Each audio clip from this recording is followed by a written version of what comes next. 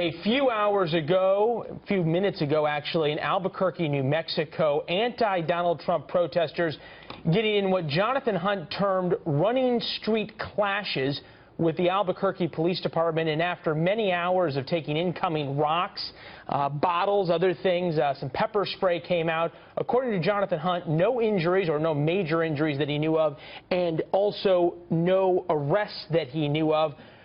Great work not only by Jonathan Hunt, by Eric Barnes, his cameraman, Melissa Chris, his producer out there in some pretty tough conditions there in Albuquerque, Melissa Chris, his producer, working not only the phones but the email and also bringing us that video. Little perspective now on the video, the protests, and Donald Trump's reaction to that. Dr. Waleed Phares, a Donald Trump advisor in the foreign policy world, joins us now. Dr. Phares, appreciate it. You look at Albuquerque today, it looked a little bit like some of the protests we see at times in the Middle East. It does. But we can make a distinction, Leland, between two groups. One is made of individuals who are protesting because of their opposition to the political agenda of the candidate, and they're clear that they want to have their ideas be seen by the general public and by the media. And then you have the other group that you have been talking about, the one that took the control of the news, and that the urban protesters, the violent protesters, whose real engagement and clash is not with the candidate, is with the police, with the law enforcement. And that's a tactic that we've seen in several cities. It's an organized movement, but it merges with the general protesters movement as well. I want to understand here from the sense of how you all are looking at this, and we'll zoom out from just Albuquerque to sort of a strategic view of these protests. We've seen them before in Chicago, in Salt Lake City, and other cities. One thing that is striking is many of these protesters are carrying Mexican flags, and a lot of observers have said, well, if anything, that probably helps the Trump cause more than it helps the protesters' cause. You agree with that? I agree. I think it's a strategic mistake on behalf of those who've organized these protests with the flag of another country, with all respect to all countries, because this is going to only mobilize those people in the silent majority who would feel that this is not their flag, this is not the United States, this is outside our debate.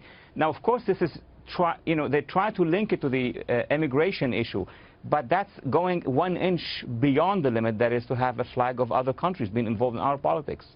All right. Well, we're there. Now I'm going to move a little bit into more of your wheelhouse of expertise when it comes to foreign policy. A lot of criticism from the very beginning of Donald Trump that he just doesn't have any foreign policy experience, aside from perhaps hosting Miss Universe in Russia, as he pointed out. Over the past couple of weeks, he's really tried to back up his foreign policy credentials, if you will, build them up, met with Senator Bob Corker of the Senate Foreign Relations Committee, Henry Kissinger, those kind of folks.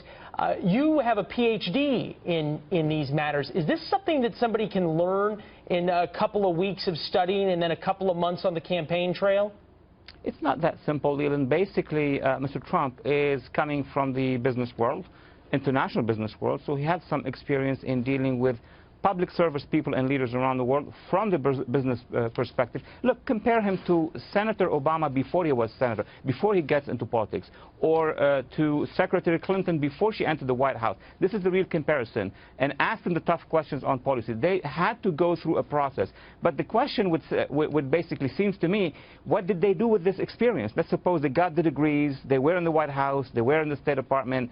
And then what happened in Libya, what happened in Iraq, what happened in Iran? This is where Mr. Trump has an advantage, is that he did not make a mistake or mistakes in foreign policy. And he's now engaging. You're right. He's engaging now with senators, members of Congress, very many experts that we are seeing and that he's seeing.